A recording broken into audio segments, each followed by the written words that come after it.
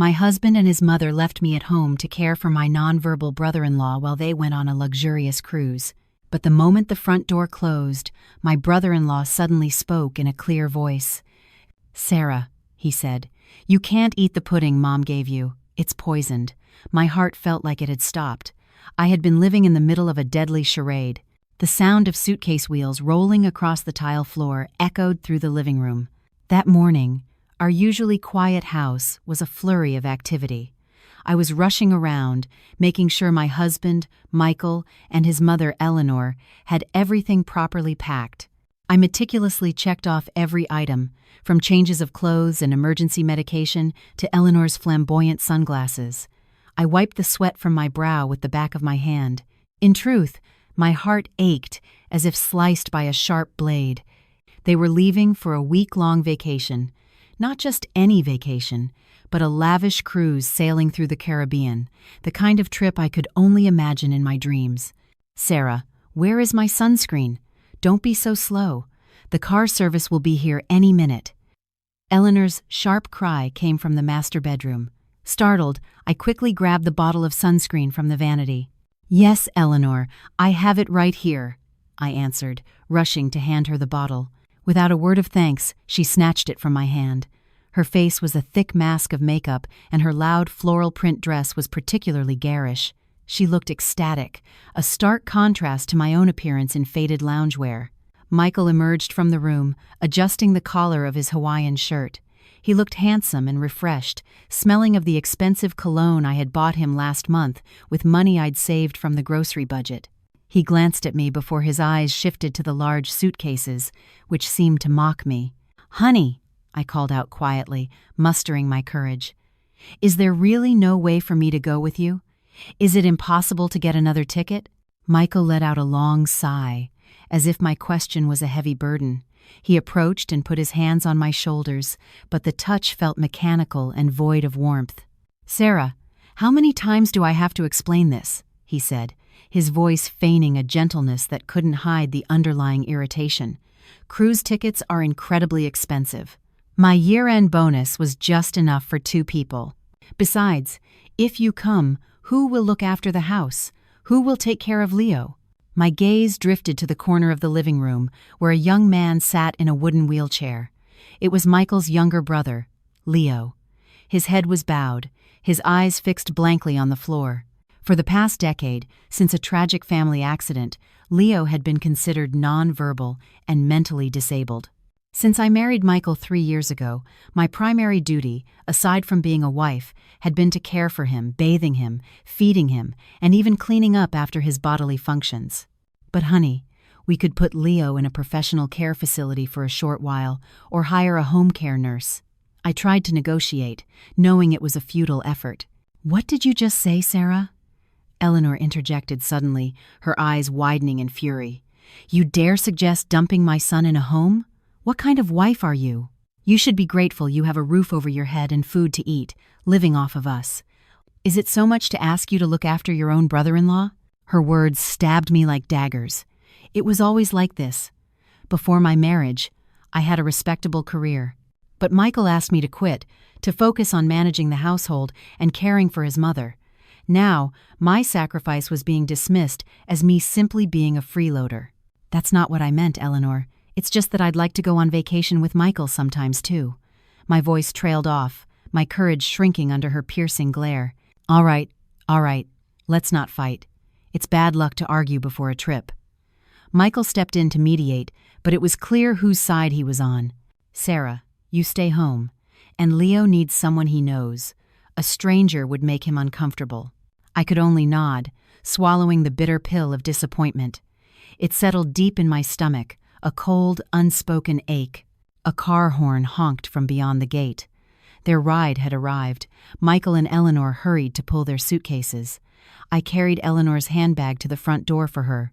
Before getting into the car, Eleanor stopped abruptly. She turned to look at me.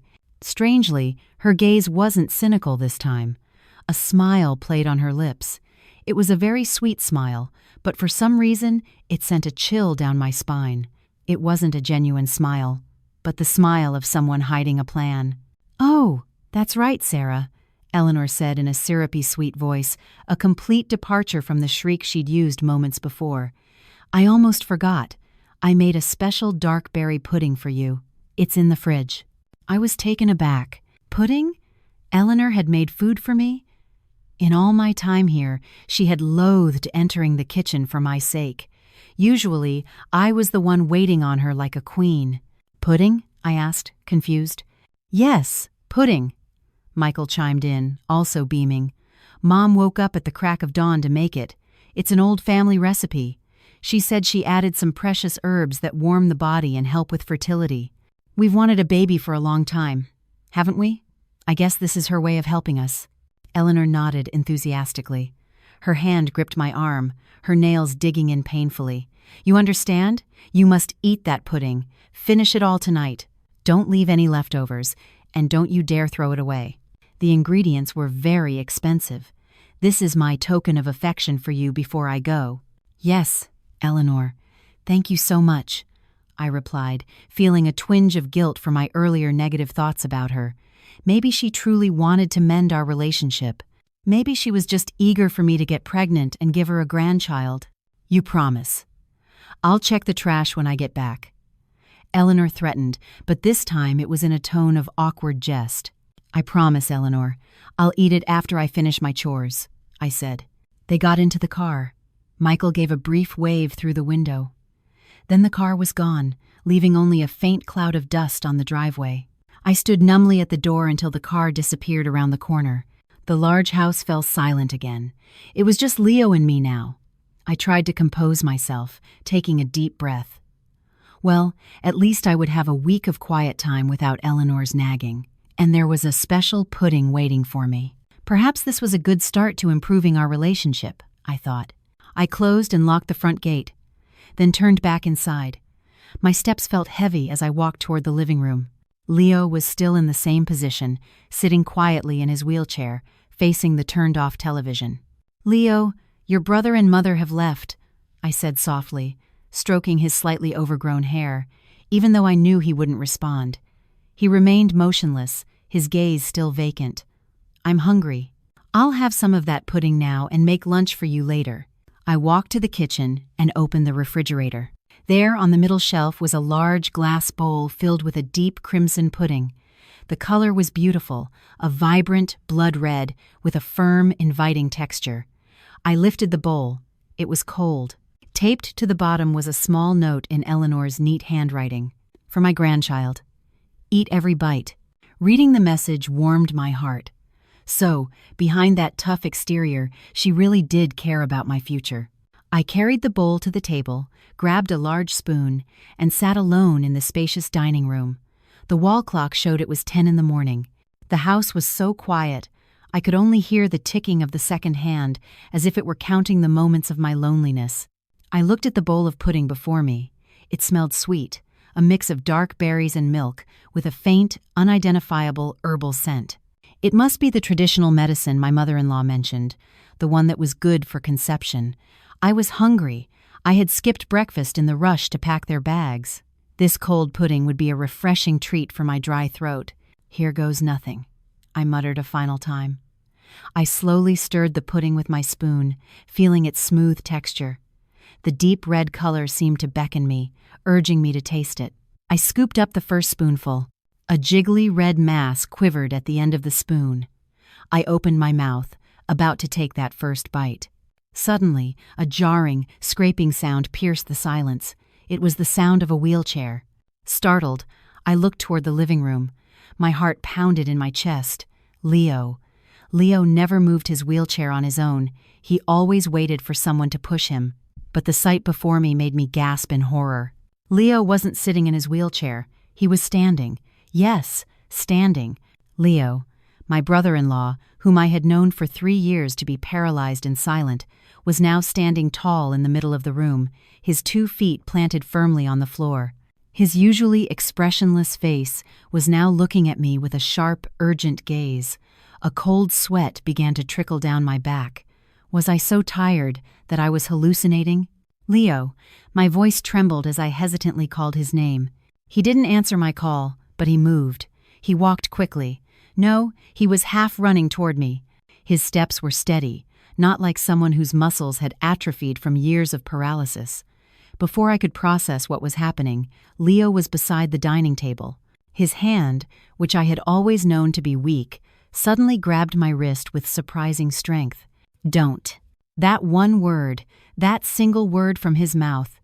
Leo forcefully knocked the spoon from my hand. It flew through the air and clattered onto the tile floor. The lump of red pudding splattered, scattering like fresh bloodstains. I shot up from my chair, stumbling back a few steps until my back hit the wall. My breath came in ragged gasps. I stared at Leo with a mixture of terror and disbelief.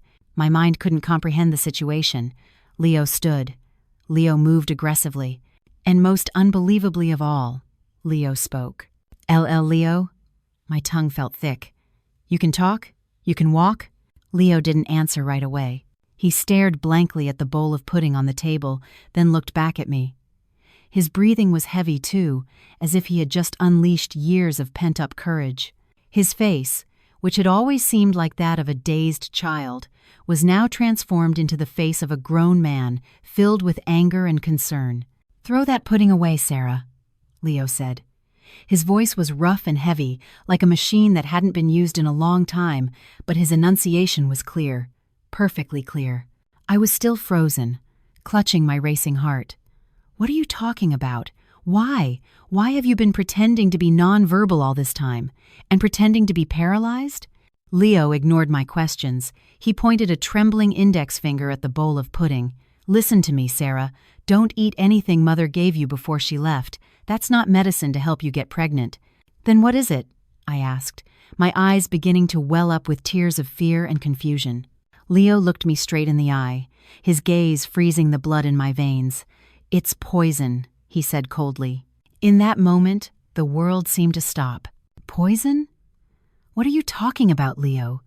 Your mother made it herself. She said she cared about me, that she wanted me to get pregnant soon." "Mother doesn't love anyone but money, Sarah," Leo suddenly shouted, an explosion of emotion. He gripped the edge of the table so tightly his knuckles turned white. "Why do you think I pretended to be crazy? Why do you think I pretended to be mute for 5 years? If I could talk, if I seemed normal, I would have been dead at their hands a long time ago." My legs gave way, and I sank back into the chair. A cascade of truths hit me without mercy. Leo, my brother-in-law whom I had cared for like a child, had been hiding this monumental secret, and he had just saved my life. But why? Why would they want to poison me? I'm Michael's wife. I'm their daughter-in-law. Leo pulled a chair up and sat in front of me. He looked at me with deep sympathy. "Because you're no longer useful to their business plan," Leo explained in a calm but chilling voice. "I heard them talking in the living room last night while you were asleep. Michael has huge gambling debts, and his pregnant mistress is pressuring him to marry her." "Mistress," I whispered blankly. My heart shattered into a million pieces.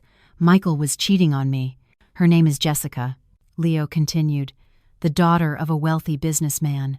Michael needs the deed to this house, which is still in your name, and the land in the countryside from your parents' inheritance to pay off his debts and fund his marriage to Jessica. He's afraid that if he divorces you, you'll sue for a division of assets. So, the only way," Leo gestured toward the now horrifying red pudding, "was to make you die slowly, as if from a natural illness or a miscarriage. That pudding is laced with a high dose of medication and an odorless, liquid rat poison. If you had eaten that, your internal organs would have been damaged within hours, causing severe hemorrhaging. The doctors would have thought it was a stomach ailment or a uterine complication."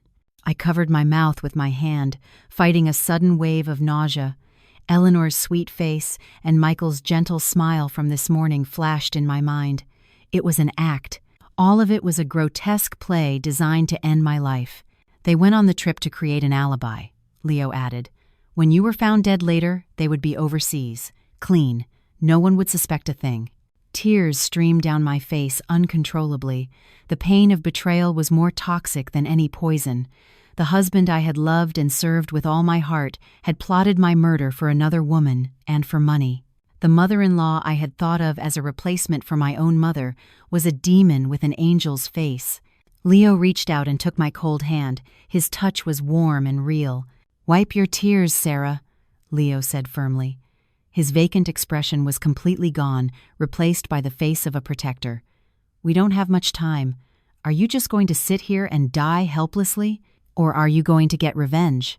I lifted my head and looked into Leo's eyes. In them, I saw the same fire of rage that was beginning to burn in my own heart.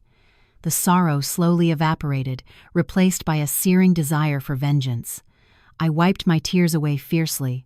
"Help me," I said, my voice hoarse but determined. "Tell me how to bring them down." Leo gave a faint smile. "First, we need proof. We need to take that pudding and get it to a lab." I stared at Leo, still in disbelief. It felt like a nightmare, but the pain in my chest from Michael's betrayal was all too real. Leo, the man I had considered helpless, was now in front of me, laying out a plan like a general commanding a war. "Before we go to the lab, you need to know everything," Leo said, pulling his chair closer. He poured me a glass of water. His movements were so natural, without a trace of the awkward motor skills he had displayed for years. "Why did you have to pretend to be mute and paralyzed, Leo? Wasn't that torture?" I asked softly after taking a sip of water. Leo let out a long sigh. His gaze turned to the past. 5 years ago, my father died suddenly. Everyone said it was a heart attack. But the night before he died, I saw Mother mixing something into his coffee. I was young then and didn't know what it was. But after he died, she immediately took control of all the company assets and drove out all of Dad's relatives. I gasped. "You mean your mother murdered your father?" I had no proof then, but she knew I saw her making that coffee. She became paranoid. A few weeks after the funeral, I had a motorcycle accident. The brakes had failed. I survived, but my legs were badly broken. Leo pointed to his own legs, now standing firmly on the floor. "The doctor said I could make a full recovery with physical therapy, but Mother told everyone that my nerves were severed and I would be paralyzed for life. She even bribed the doctor to forge my medical records." "Oh my God." I groaned in horror. "That's not all, Sarah. She started giving me high doses of heavy sedatives every day. The drugs made me groggy, made it hard to speak, hard to think. I realized she was trying to turn me into a living vegetable, so I couldn't claim my inheritance or expose her secrets. So I decided to stop fighting. I pretended to swallow the pills but secretly threw them away. I pretended to be mute, completely paralyzed, so she would feel safe and stop trying to kill me. I looked at my brother-in-law with a mixture of admiration and sorrow. What a heavy burden he had been carrying all alone, living under the same roof as a murderer, forced to feign helplessness to survive. "I'm so sorry, Leo," I said, taking his hand. "I didn't know. I thought you were really sick. It's not your fault. You were the only person in this hellish house who genuinely cared for me." Leo's eyes softened. "That's why I couldn't stand by when I knew it was your turn." Leo stood up and walked to a decorative cabinet in the living room. He pushed aside a large porcelain doll and fumbled with the underside of the shelf. With a click, a secret panel opened. My jaw dropped. Even though I cleaned this house every day, I never knew there was a hidden compartment there. From the small space, Leo pulled out a small notebook and an old digital recorder. "I recorded everything," Leo said, placing them on the table.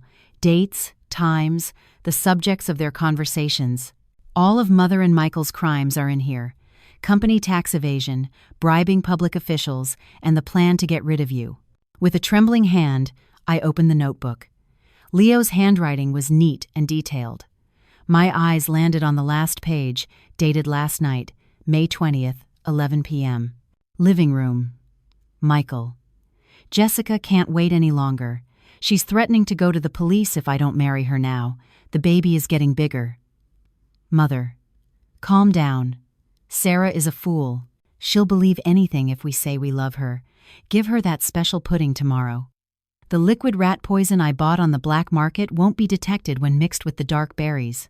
Just tell her it's an herbal remedy." Michael. "But won't the police be suspicious if she dies suddenly?" Mother. "We'll be on the cruise. A perfect alibi. Sarah has a history of stomach problems, so we'll just say her gastritis worsened and she died of a gastric hemorrhage. Problem solved." Sarah's inheritance falls into your hands as the legal husband. You can pay off your debts and marry Jessica. Reading the transcript, I felt another wave of nausea. This time, it wasn't from fear, but from disgust. Disgust for the man I had loved, and disgust for myself for having been so blind. "They're monsters," I snarled. The tears had already dried. Now, only the fire of vengeance burned in my chest. "Do you believe me now?" Leo asked. I nodded firmly. "What do we do now?" "We need irrefutable physical evidence. My notebook is just supplementary.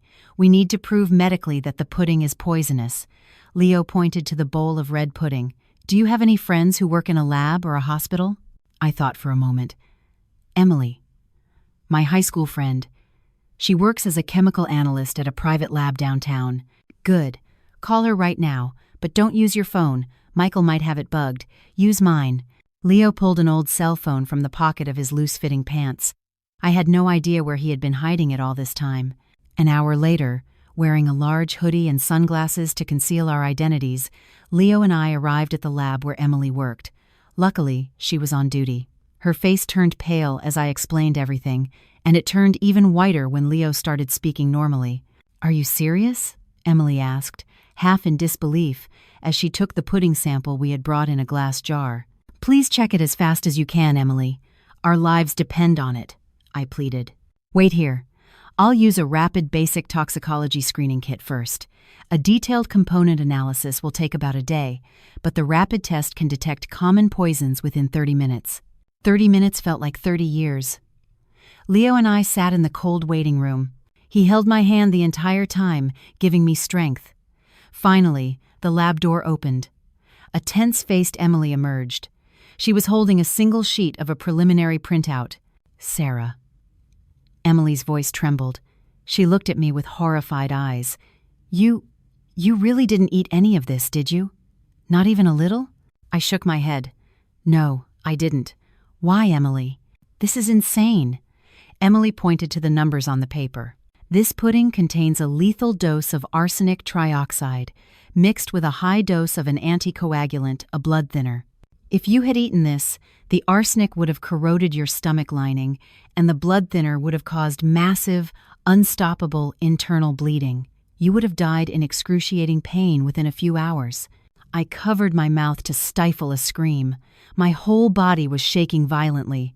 Arsenic, the classic poison favored by murderers, and a blood thinner. Now I understood why they had asked about my history of stomach problems. They wanted to make my death look like a common gastric hemorrhage. How evil and premeditated this all was. "They really tried to kill me," I whispered. Fresh tears flowed, but this time they were tears of gratitude. God had protected me through Leo. "Keep this result, Emily. Please prepare an official report we can use as legal evidence," Leo said firmly. "And keep the remaining pudding samples somewhere safe as evidence." Emily nodded quickly.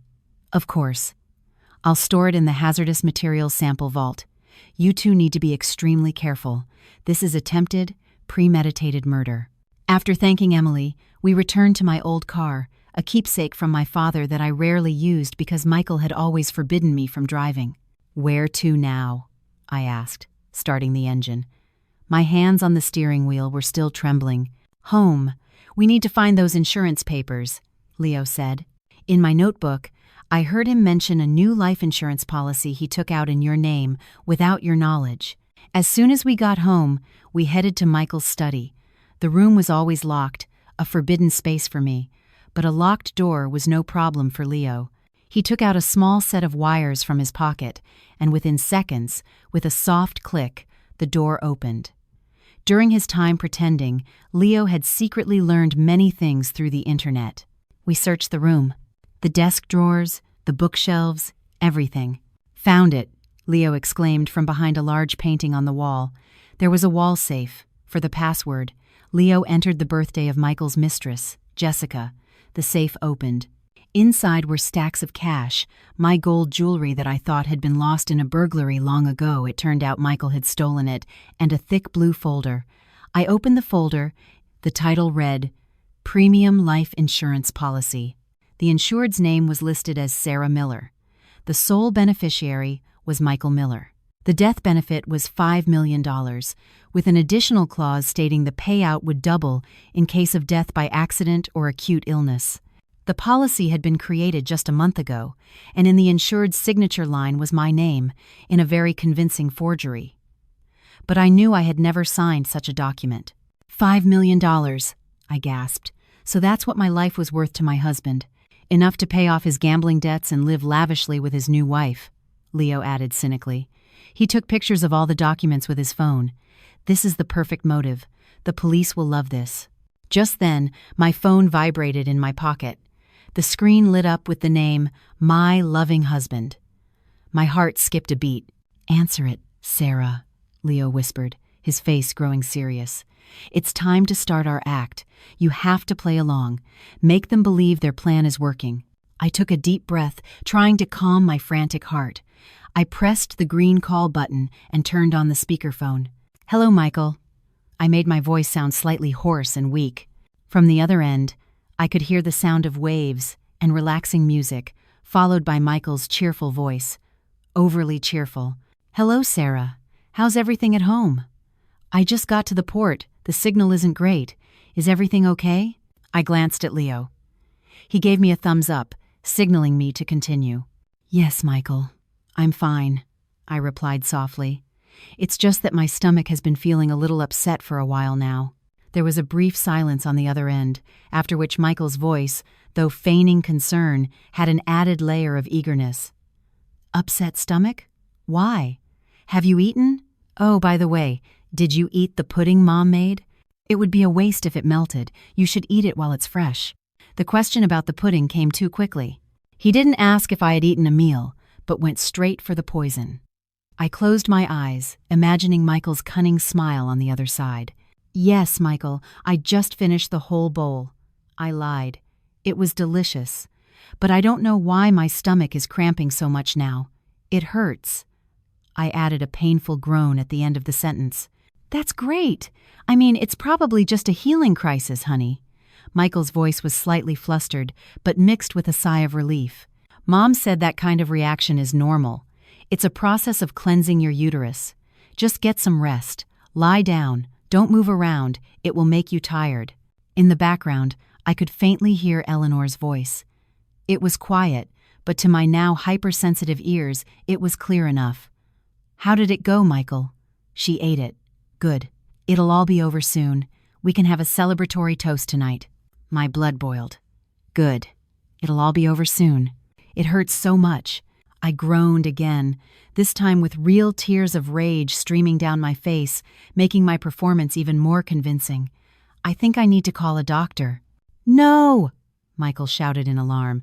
I mean, honey, don't be a baby. It's just an herbal reaction. If you go to the hospital, they'll just give you chemical drugs, and that will negate the pudding's effects. Just sleep, okay? I have to go check in. I'll call you back later when I have a better signal. Bye, honey. The call was disconnected unilaterally. I threw the phone onto the sofa. My entire body trembled with soaring rage. He told me not to go to the hospital, I said in a cold voice. He wants me to be left here to die alone in agony. Leo picked up my phone and pressed the stop button on the recording app he had started before I answered the call. We got them, Leo said with a wry smile. The voice recording, the lab results, the forged insurance papers, and my notebook. This evidence is more than enough to make them rot in prison for the rest of their lives. Leo looked at me sharply. Now it's time for the next step, Sarah. Let's make them come back sooner. It's time to spring the trap on these rats. The dead air of the disconnected call left an eerie silence in Michael's study. I was still clutching my phone, my hands trembling not from fear anymore, but from uncontrollable rage. Eleanor's quiet laugh and Michael's relieved voice, thinking I was dying, replayed in my ears, turning even the last embers of my love for him to ash. Sarah, save that recording file. Leo's command broke the silence. Upload it to the cloud, send it to my email, and copy it onto a USB drive. He was already back in high alert mode, his eyes scanning the room to ensure we left no trace. With fingers that still felt stiff, I secured the digital evidence. Their voices were the first nails in the coffin of their freedom. Now, we need to hurry, Leo said, gesturing to the still open wall safe. "Michael and his mother are celebrating on that cruise, but they were sloppy. They left the heart of their plan right here." I approached the safe again.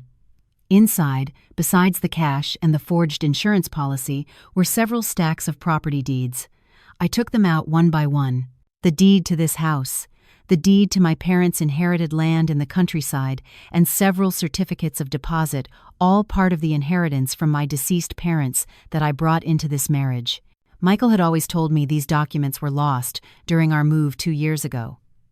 It turned out he had stolen them, hiding them here, waiting for the right time to change the ownership. "That son of a bitch," I muttered the curse under my breath. It was a harsh word I had never uttered in my life, but it came out naturally. "Take it all, Sarah. Leave nothing behind," Leo instructed. He himself was busy taking out a red velvet jewelry box from the corner of the safe.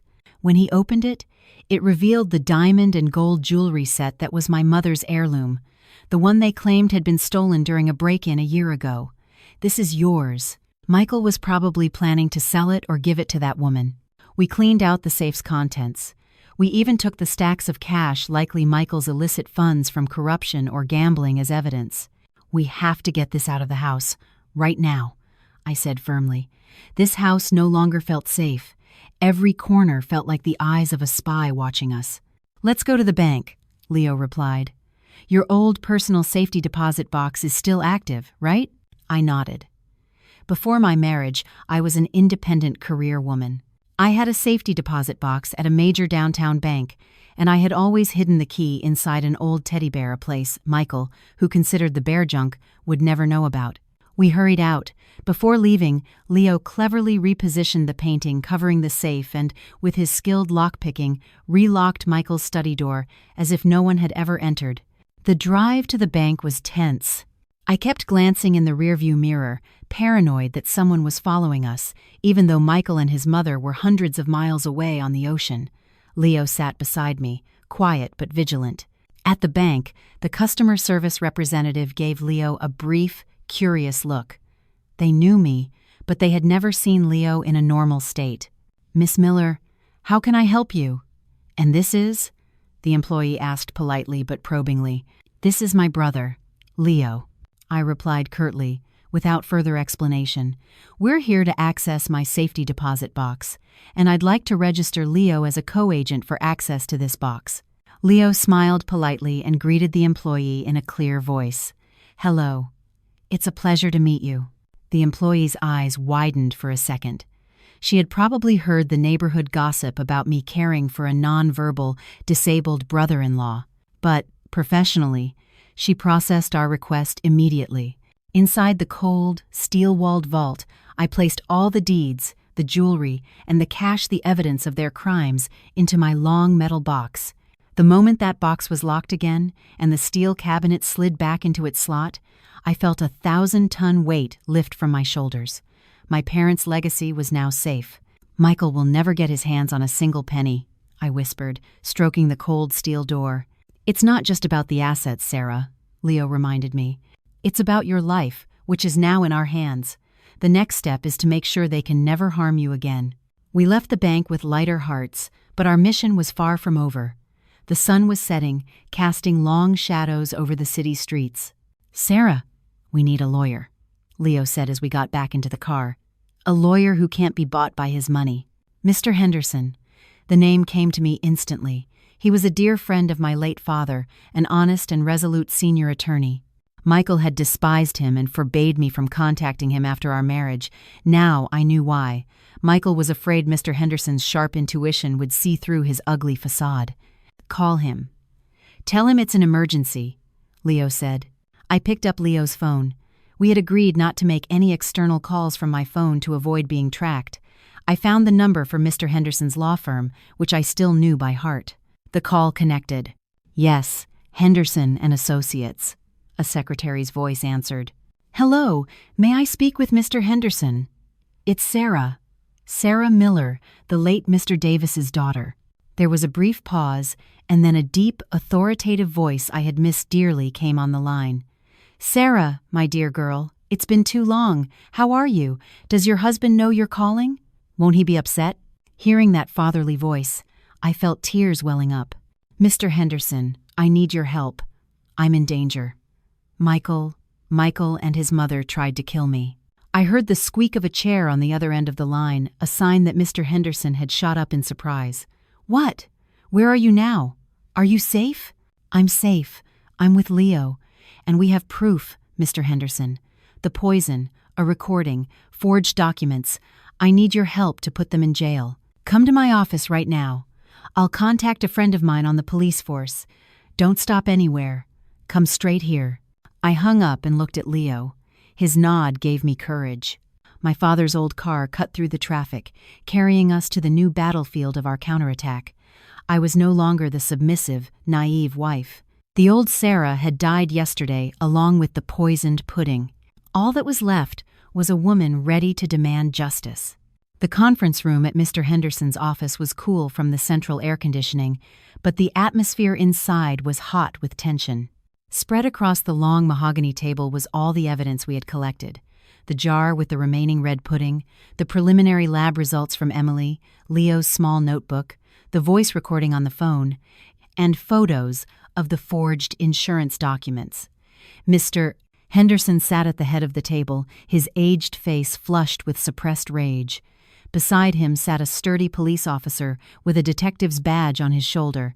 Detective Miller, a close acquaintance of Mr. Henderson from the Major Crimes Division. They had just finished listening to the recording of the phone call I had with Michael. Even after the recording stopped, Eleanor's cruel laughter seemed to echo in the room. "The shameless bastards," Mr. Henderson grumbled, his hand clenching into a fist on the table. "I suspected something was off from the beginning of your marriage, that Michael was no good, but I never imagined he was this evil. And that mother of his, what kind of woman tries to poison her own daughter-in-law for money?" Detective Miller looked back and forth between me and Leo. His gaze was sharp but filled with sympathy. "Miss Miller, this evidence is very strong. Attempted murder with a financial motive. Combined with the forgery of insurance documents, this is a multi-count felony. If the poison is proven to be lethal, they could face life in prison, or even the death penalty." The detective then looked at Leo. "And Mr. Miller, your testimony will be the key. Forgive me, but according to our records, you are registered as nonverbal and mentally disabled." "That was how I survived, Detective," Leo cut in calmly. His deep, intelligent voice slightly surprised Detective Miller, even though Mr. Henderson had briefed him beforehand. "Indeed," the detective replied. "I am of sound mind and ready to undergo a psychological evaluation to prove my testimony is valid. I have been a direct witness to their schemes with my own eyes and ears for years." Mr. Henderson proudly patted Leo's shoulder. "You're a sharp young man. Your father would have been proud to have a strong daughter-in-law like Sarah and a clever son like you." "So, what's our plan now, Detective?" I asked. I wanted to see them pay as soon as possible. "They're still at sea. Should we arrest them when they dock next week?" Detective Miller shook his head. "That's too long, Miss Miller. There's a risk they might suspect their plan failed and destroy other evidence or try to flee. And if you go radio silent after that last call, they'll get suspicious. We need to lure them into our trap right now and make them come back." "Lure them?" I asked. "We give them the scenario they're hoping for," Leo said suddenly, his eyes shining with intelligence. "They're waiting for news of your death. Let's give it to them." Mr. Henderson frowned. "What do you mean?" Leo leaned forward. "Not news of her death directly. That would make them happy, but they would take their time. Give them news that she's in critical condition, that a neighbor found her unconscious and she's now in the ICU, fighting for her life. The insurance documents will have a clause that the claim must be made immediately and that the husband, Michael Miller, must be present to sign off on medical decisions or administrative paperwork for a death certificate." Detective Miller continued, catching on to Leo's line of thought. "If they hear that you're in critical condition, they'll panic torn between the joy of imminent money and the fear that you might wake up and testify.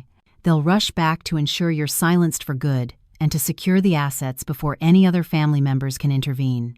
"Who makes the call?" I asked. "Not you. You're supposed to be in a coma," Leo said. He turned to Mr. Henderson. "Mr. Henderson, Do you have a female employee with a frantic, convincing voice? We can have her call Michael, pretending to be a hospital nurse or the neighbor who found Sarah." Mr. Henderson smiled slyly. "My secretary is an excellent actress. I'll have her ready immediately." 10 minutes later, the scenario was put into action. The secretary, instructed by Detective Miller, used our home phone number, technically rerouted to enhance credibility, to call Michael. The speakerphone was on. Everyone in the conference room held their breath. "Hello? Who is this?" "I'm on vacation. Don't bother me." Michael's voice came through, muffled by the sound of a sea breeze. "Hello, Mr. Miller?" "Sir, this is your next-door neighbor." The secretary's voice was filled with extreme urgency. She was panting. "Sir, something terrible has happened. It's your wife, Sarah." There was a brief silence on the other end. The sound of the wind seemed to recede, a sign that Michael was moving somewhere quieter. "What happened to Sarah?" "Speak clearly." His tone had changed, laced with a feigned urgency. "I heard glass breaking earlier, so I came to check, and I found Mrs. Miller collapsed on the kitchen floor, sir." She was foaming at the mouth, and there was red vomit everywhere. "We rushed her to Central Hospital, and the doctors say her condition is very critical. They said the bleeding is too severe." "What?" Eleanor's sharp voice cut in, as if she were right next to Michael's phone. "She's still alive?" The question would be bizarre for a normal person, but perfectly logical for a murderer disappointed that their victim wasn't dead yet. The secretary, prepped for this, answered cleverly, "She's barely hanging on, ma'am. The doctors say they need a family member's consent for emergency surgery. Otherwise, Mrs. Miller won't make it through the night. You two need to come back immediately." The police have started asking why there was so much blood. The word police was the final trigger. "We're coming back right now," Michael shouted in a panic. "Don't let her talk. Don't let them operate on her without my consent. I'm her legal husband. I have the final say." "Keep the police at bay. Tell them it's just a common stomach ailment.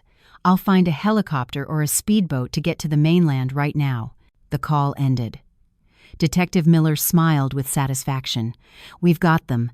They're scared. They're afraid you'll wake up and give a statement to the police there. They'll come back as fast as lightning to either silence you or prevent the surgery that could save your life." "How long will that take?" Mr. Henderson asked.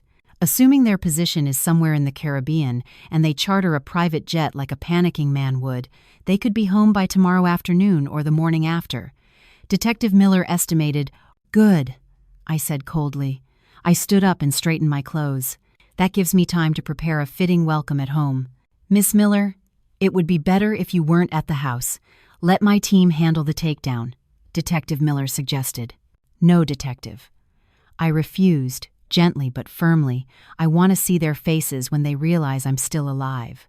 I want to see my mother-in-law's face when she realizes her loving pudding failed to kill me. I will be waiting in the living room, sitting on the very sofa where they used to command me from." Leo stood beside me. "I'll be there with her. We will wait for them together." Mr. Henderson looked at us both with a mixture of pride and concern, but finally he nodded. "All right, but Detective Miller's team will be staked out around the entire house. The moment they enter and either confess or try to harm you, the police will move in." That night, Leo and I returned to the large, quiet house. But this time, the house was no longer a prison. It was the stage for the final act. I cleaned up the broken glass and the remaining pudding from the floor, scrubbing until it shined. "Get a good night's sleep, Sarah," Leo said as we finished tidying the living room. "You'll need a lot of energy to play the leading role tomorrow." I went to my room and locked the door. For the first time in 3 years, I fell asleep without worrying about being scolded for oversleeping. I slept peacefully, waiting for my loving husband and mother-in-law to return to be escorted to prison. The hands on the living room wall clock seemed to move in slow motion. Tick, tock. The sound was usually drowned out by Eleanor's shouting or the blare of the television Michael always had on too loud. But this afternoon, the large house was enveloped in a near-sacred silence. It was the quiet of a calm sea surface just before a hurricane makes landfall. I was sitting in the single armchair, the one upholstered in dark brown faux leather. This was Eleanor's throne. In the 3 years since I married Michael, I had never once been allowed to sit here. That sofa is expensive, Sarah. Your cheap market clothes might scratch the leather or leave your sweat smell on it, my mother-in-law had once said. Now, I sat here with my back straight, legs crossed elegantly, holding one of the finest porcelain teacups that had, until now, only been for display in the glass cabinet. A faint steam still rose from the jasmine tea in the cup. The aroma was calming, a stark contrast to my rapidly beating heart. It wasn't beating out of fear. That fear had died yesterday, along with the poisoned pudding that had splattered on the floor. My heart was pounding with adrenaline. The adrenaline of a hunter waiting for the prey to walk into the trap. Sarah, drink your tea. Your hands are cold. Leo's soft voice came from behind the armchair. I turned my head slightly. Leo was standing at the doorway connecting the living room to the inner part of the house. He was not in his wheelchair. He was standing tall, wearing a black long-sleeved shirt with the sleeves rolled up to his elbows. He looked capable, a world away from the paralyzed brother-in-law I used to feed porridge to every morning. His face no longer held that vacant, slightly open-mouthed expression. There was only the sharp gaze of a hawk, the gaze of an intelligent man who had been forced to extinguish his own flame for years. "I'm fine, Leo," I replied with a faint smile. "I just can't wait to see their faces. They've just entered the driveway." The voice of Detective Miller crackled through the tiny earpiece in my ear. Detective Miller and his 4 team members were not visible in the living room. They were perfectly hidden. 2 were in the kitchen, 1 behind the thick curtains in the dining room, and another, along with Detective Miller, was watching the situation from a black van parked 2 houses down, connected to us via communication gear. My lawyer, Mr. Henderson, was sitting in a slightly dim corner of the room, pretending to read a business magazine, but his eyes were vigilantly fixed on the front door. "Remember the plan, Miss Miller. Let them speak first. Let them feel like they've won. We need as much of a verbal confession as we can get before we move in." Detective Miller's instruction came again. "Yes, Detective," I whispered. I could hear the sound of a car engine approaching, a sound I knew all too well. It wasn't our family car, it was an airport shuttle van. They had really come back with all their luggage, as if my death was just a small interlude in their luxurious vacation itinerary. The car stopped right in front of the gate with a slight screech of tires. My heart stopped for a moment, then resumed pumping blood with the rhythm of war. I slowly placed the teacup on the table. The clink of porcelain sounded unusually loud to my ears. "They're here," Leo whispered.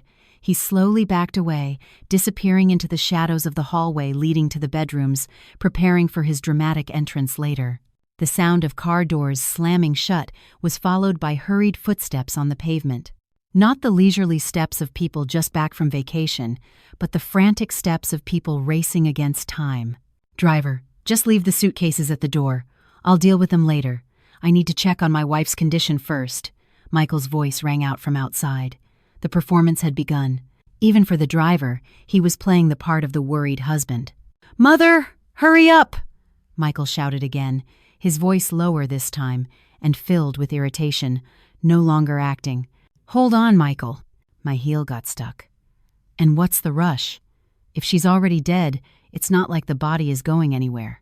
Eleanor's grumpy reply came through. Hearing those words, my blood boiled. If she's already dead, it's not like the body is going anywhere. How insignificant was my life in the eyes of that old woman. To them, I was just a piece of meat blocking their path to money. The key turned roughly in the front door lock. With a click, the door swung open. A gust of evening wind blew in, carrying the scent of expensive perfume mixed with sweat and fear. Michael rushed in first. He was a mess. His palm tree-patterned beach shirt was wrinkled, with a sauce stain on the chest, probably from a hasty meal on the plane. His face was oily, his hair was matted, and his eyes darted frantically around the room. "Sarah! Sarah!" he called out. But his eyes weren't looking for a person. His eyes were fixed on the side table where he usually kept important documents. He didn't see me, as the armchair I was in had its back to the entrance. Eleanor followed, panting as she dragged her knock-off Louis Vuitton suitcase. Her face, caked with thick powder, was streaked with sweat. "Where is she? They said she was critical." "Don't tell me she's already gone?" Eleanor asked bluntly. She dropped her handbag on the floor. "For goodness sake, Michael. If she dies in the hospital, the paperwork will be a nightmare. We should have just let her die here, looking like she fell asleep." "Be quiet, Mother," Michael snapped. He fumbled in his pants pocket and pulled out his phone. "I need to call the insurance company. If she died before midnight, it counts as a business day, and the payout might come faster." I listened to all of this with an indescribable feeling. There was a heart-wrenching pain after all. I had loved this man, but that pain was now buried under a mountain of disgust. They hadn't even checked if I was still breathing, but they were already calculating the insurance money. I decided to end their delusion. "Too bad for you, Michael. The insurance company is probably closed by now." My voice cut through the air, calm but sharp. I turned slightly in my seat so I could see them directly. The effect was immediate. Michael, who had been about to tap his phone screen, froze on the spot. The phone slipped from his grasp and fell to the floor with a dull thud. He didn't seem to notice. His eyes were wide as saucers, and his mouth hung open like a fish gasping for air. Eleanor let out a choked scream, her hand reflexively clutching her chest. Her eyes stared at me in terror. "Sarah?" Michael's voice was strangled. He took a step back, his legs trembling. You're... I smiled, mimicking the same smile Eleanor had given me yesterday when she handed me the poisoned pudding. "What is it, Michael? Are you surprised? Disappointed? Or perhaps afraid? You're still alive?" Eleanor finally found her voice, but her tone was a mixture of disbelief and profound disappointment. "The neighbor said you were coughing up blood, that you were critical." I slowly took a sip of my tea, savoring their horror. "Oh, that must have been just a little indigestion, Eleanor. The neighbor tends to exaggerate." "Why?"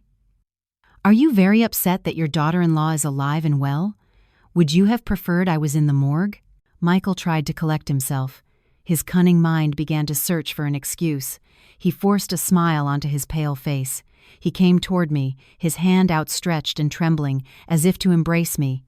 "Honey, oh, thank God, I'm so relieved," he exclaimed in the most dramatic voice he could manage. I thought my heart was going to stop when I heard the news. I bought the most expensive flight ticket to come back right away.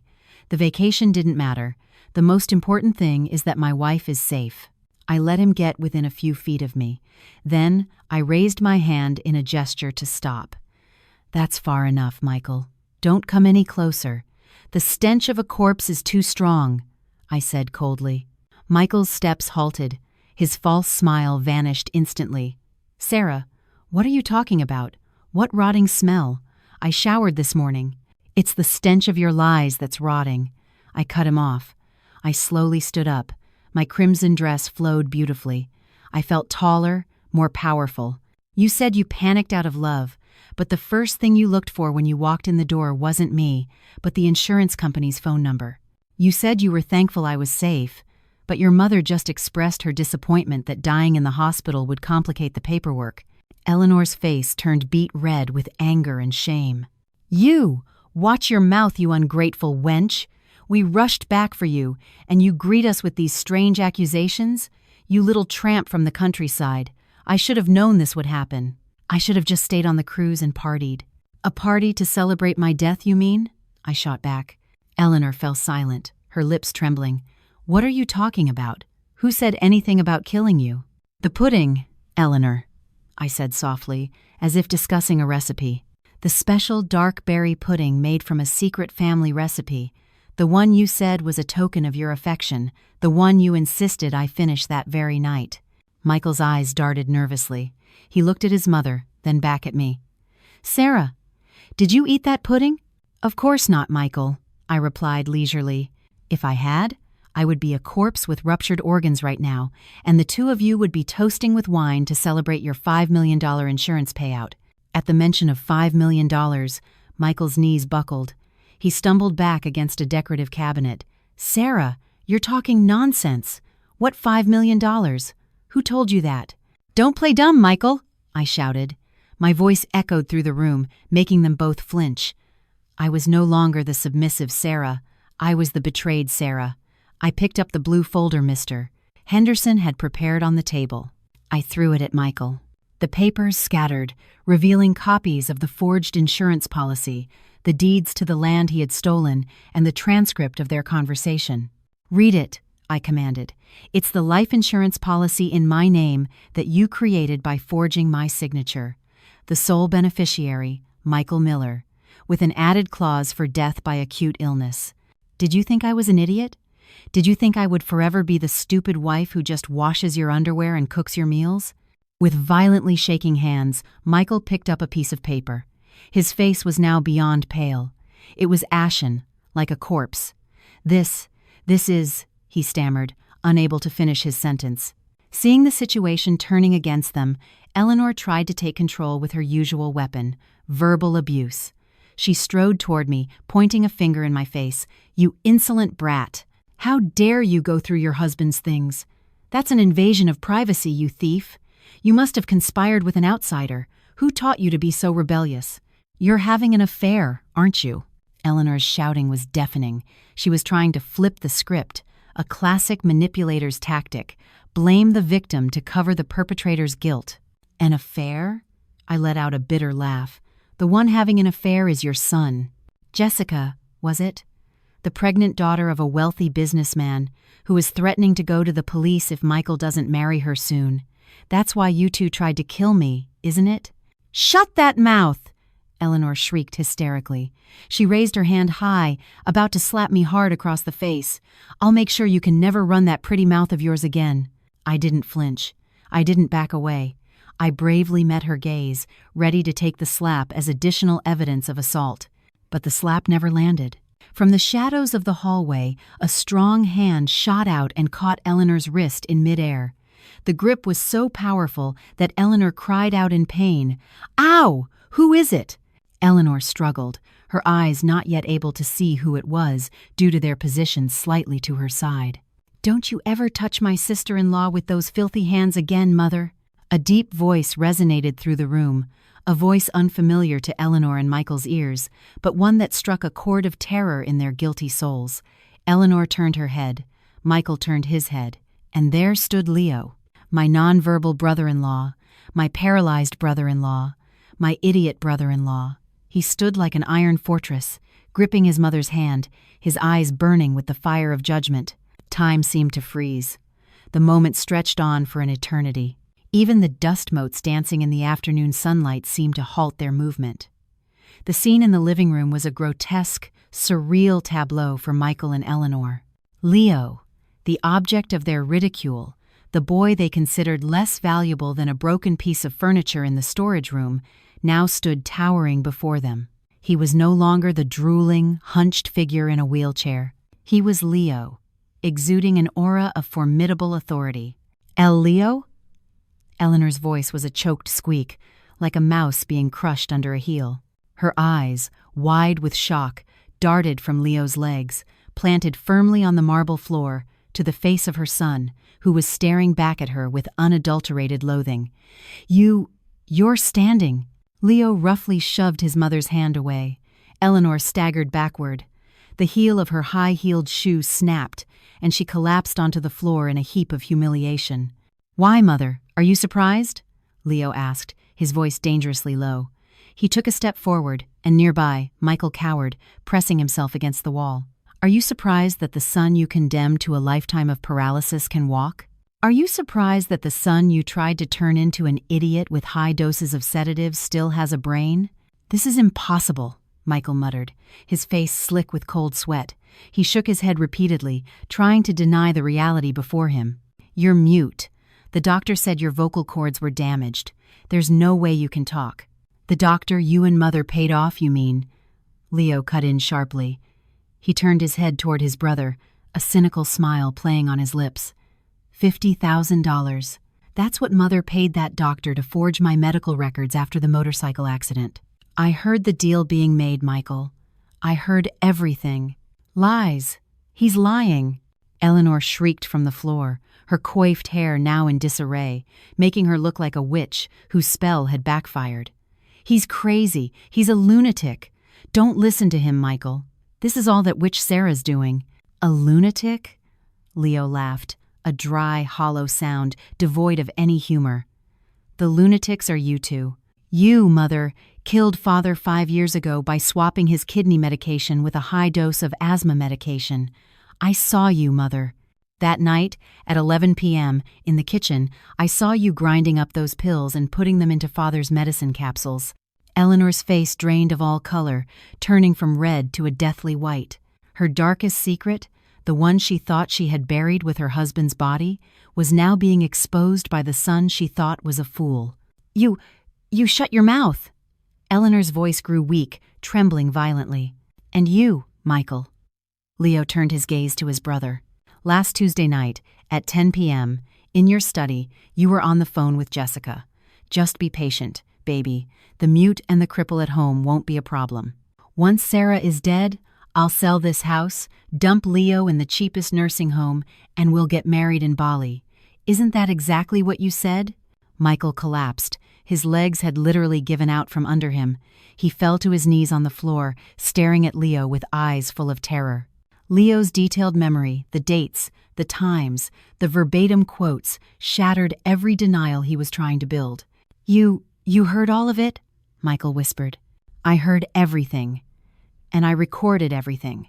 Behind this foolish face, I have been chronicling all your sins." Leo tapped his temple. "You thought I was quiet because I was stupid. I was quiet because I was waiting for the right time to destroy you, just as you destroyed my life and Sarah's. I stepped forward and stood beside Leo. We stood side by side, two victims turned judges. "Let's stop the storytelling," I said coldly. I nodded toward the dark corner of the room. "You can come in now, Mr. Henderson." Mr. Henderson folded his magazine and stood up. He walked silently to the center of the room, exuding an air of authority that made Michael shrink even further. "Who are you?" Michael stammered. "I am Robert Henderson, Sarah Miller's legal counsel, and I am here to ensure you two get the new accommodations you deserve. Not in this luxurious house, but in a 6-by-9-foot cell." "A lawyer?" Eleanor struggled to her feet. Her legs were shaky, but her arrogant nature resurfaced as a defense mechanism. Do you think I'm scared? I have money. I can buy a more expensive lawyer. You have no physical proof. The ramblings of this lunatic won't hold up in court." "Physical proof?" I smiled wryly. I reached into the pocket of my dress, took out my phone, and pressed play on the recording I had prepared. I turned the volume all the way up. Michael's clear voice filled the room. "That's great. I mean, it's probably just a healing crisis, honey. Mom said that kind of reaction is normal." Then came Eleanor's cruel voice. "How did it go, Michael?" She ate it. "Good. It'll all be over soon. We can have a celebratory toast tonight." The recording stopped. Silence fell again, heavier than before. The faces of Michael and Eleanor were now masks of utter ruin. It was their voices, their undeniable confession that they knew about the poison and were celebrating it. "Is that not enough?" Mr. Henderson asked leisurely. He tossed a transparent plastic folder onto the lap of the still kneeling Michael. Inside the folder, the jar with the remaining red pudding and the toxicology analysis results were clearly visible, with an official letterhead stating, "Positive for arsenic trioxide, 200 milligrams, and warfarin, 50 milligrams, lethal dosage." Mr. Henderson read it aloud. "And on the second page is the fingerprint analysis taken from the pudding bowl. A 100% match to Eleanor's prints, which we lifted from a cup she left on the table before you left. And let's add the bottle of rat poison, brand name Final Meal, found in a locked drawer in the backyard shed." Leo added, "It had your fingerprints on it, Michael." The evidence rained down on them like hammer blows. There was no escape, no room for excuses. Suddenly, the unholy alliance between mother and son shattered. Michael, realizing his life was over, suddenly crawled toward me and grabbed my legs. He began to sob, his tears and snot staining my expensive dress. Sarah, please forgive me. I swear it wasn't my idea. It was all Mother's idea." "Really?" Michael pointed a trembling finger at his mother. "She forced me to do it. She bought the poison. She said she would cut me out of the will if I didn't comply. I'm just a victim, Sarah. I still love you. Please don't send your husband to jail, please." "You devilish child!" Eleanor shrieked, unable to contain herself. She lunged forward and grabbed Michael by the hair. "You're the one with $2 million in gambling debts. You're the one who got that cheap tramp pregnant. You're the one who came crying to me, begging me to take care of your wife so you could get the insurance money. And now you're trying to throw me under the bus? You're the one who poisoned Father. You're the murderer!" Michael shot back, trying to pry his mother's hands off him. "You ungrateful son, you swindler, you thief." The scene before me was both pathetic and deeply satisfying. The two people who had been so united in their crime just yesterday, who had pretended to care for each other so much, were now tearing each other apart like cornered beasts, each one blaming the other, revealing even more of each other's dirty secrets that we hadn't known. "That's enough!" Detective Miller's baritone voice boomed like thunder, halting the sordid fight. Detective Miller emerged from his hiding place, followed by 4 burly police officers who immediately surrounded the room. Their guns were holstered, but their presence alone was enough to freeze Michael and Eleanor. "Michael Miller and Eleanor Miller," Detective Miller said officially, taking out a pair of shiny handcuffs. "I am Detective Miller of the Major Crimes Division. I am placing you both under arrest for attempted murder, conspiracy to commit murder, domestic violence, document forgery, and embezzlement of assets." No, officer, this is a misunderstanding," Eleanor babbled, backing away in terror as 2 officers approached her. She struggled, her matriarchal dignity crumbling in an instant. "I am a respected member of this community. Do you know who I am? Don't you dare touch me!" Click. The handcuffs snapped shut around Eleanor's wrist, which was adorned with gold bracelets. Michael, on the other hand, did not resist. He went limp as his hands were cuffed behind his back. He looked at me with puffy eyes, his gaze a disgusting plea. "Sarah, please, let's talk this out," he whimpered. I looked down at him coldly, without a shred of pity. "The talking is over, Michael. And the pudding? That was your final word. Enjoy your new life in prison.